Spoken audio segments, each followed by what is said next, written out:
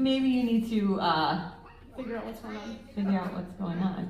Yeah, I think I'm a little bit concerned. Me too. Okay, I'll be back, guys. I'm sorry. This is really embarrassing. Yeah, so that's the Cape Porcupine. They are we're professional. They're on the Tropics Trail, so if you guys get a chance to head out to the Tropics Trail, you might just get a chance to see them. Very cool animals. Not sure how they're finding their way around all the way up here today.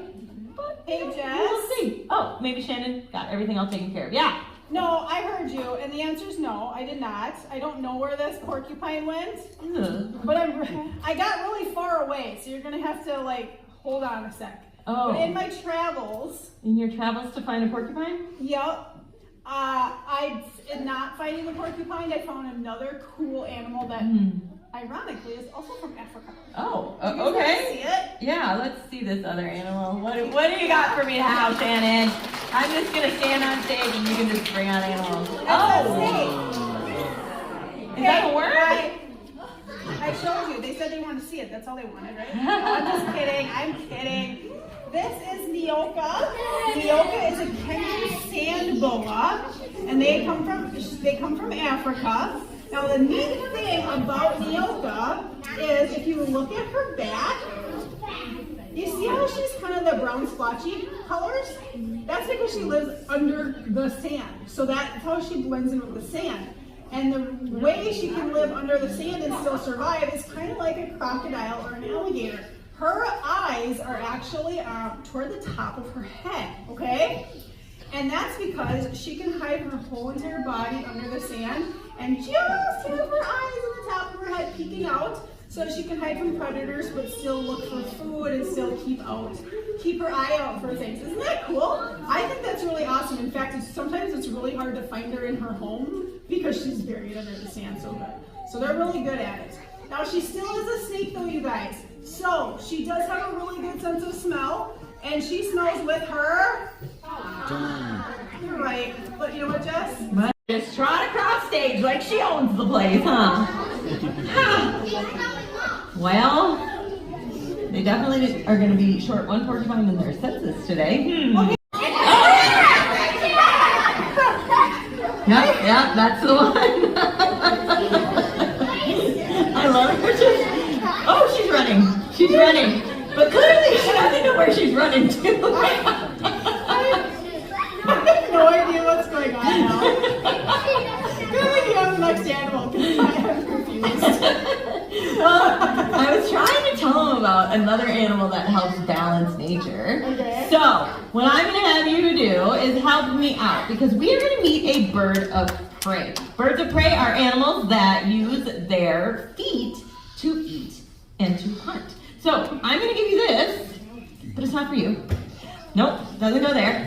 I'm going to get you a volunteer. I need an adult volunteer this time to help me out. Let's see. How about back there? I saw your hand go up. Shannon's going to meet you right here in the aisle, and we are going to get you all set up to meet this bird of prey. Now, there are birds of prey all across the globe. Some very, very large ones, like the Andean condor down in South America. They have a wingspan of up to 12 feet.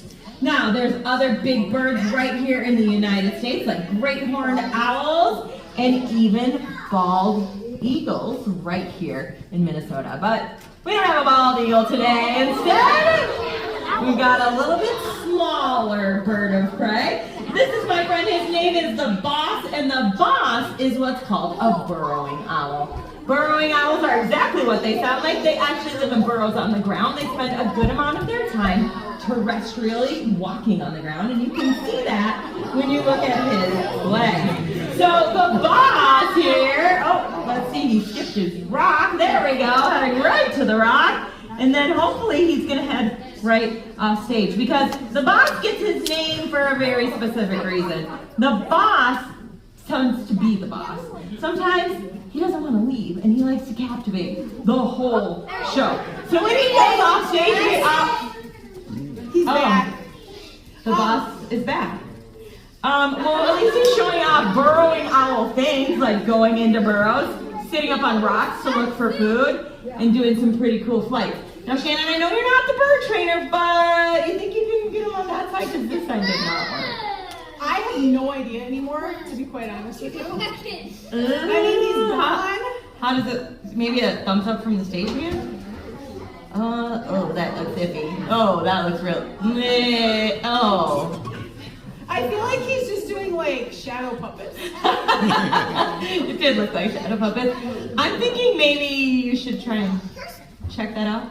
So, if I'm understanding right, I know you're my boss and all, but you're gonna hang out here with the people and do the easy part, and I'm gonna go do all the hard work and figure out what's going on with the animals. Yeah, pretty much. That sounds about right. Yeah, Okay. yeah. Okay, great. Thanks, Shannon. Yeah, Appreciate yeah, that.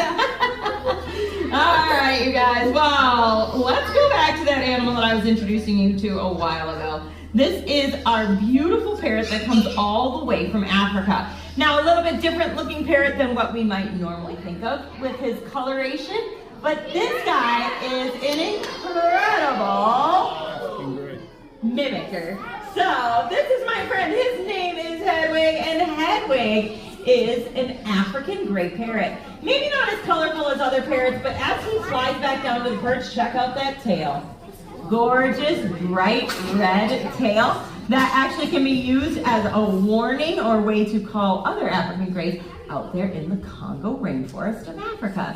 Now, African gray parrots are known for their ability to mimic. Not only can they just mimic sound, but they can. Yeah, sure do. Sometimes we get really, really excited and we do a couple spins. Yeah, buddy, you're the best. Yeah, he's also super helpful around the zoo. So we have guests from all over the world, and sometimes we need a translator. And when we need a translator, we can always rely on Hedwig. Do you speak French? Yes, you do, buddy. You're the best. He also can help us if we have rodent problems. Today we had a really big rodent problem. But normally they're a lot smaller. And if we need to know what they sound like, we can just ask Hedwig, hey Hedwig, what does a mouse say? Thank you, buddy. You're the best. All right, Hedwig, I love hanging out on stage with you, but we have to move along. So before Hedwig goes, he has a really important message for you guys. Oh, maybe not. Hey, Hedwig. I love you. Good. There we go. All right, well, it's always fun to be out here. Oh, sorry, buddy. Always fun to be out here on stage with him. But we're going to let Hedwig head right off. It was a great time, Hedwig. Always fun to hang out. That's right. Goodbye, Hedwig. You are the best. Always fun to hang out with. All right, you guys. Well, what I hope everybody realizes today is that it really doesn't matter what kind of animals we have, whether they have feathers like Hedwig, whether they have scales like our Kenyan sand boa, or whether they even have quills like the African crested porcupine. All of these guys are incredibly important across the world, and here at the zoo, we are doing all sorts of work with our conservation department to make sure that these animals have wild homes for many, many years to come. We couldn't do any of that work without all of you guys, our guests, our members, and our donors. So a huge thank you to each and every one of you for being here today. We hope you had a great time, and we hope you have a great rest of your day here at the zoo. Bye, guys.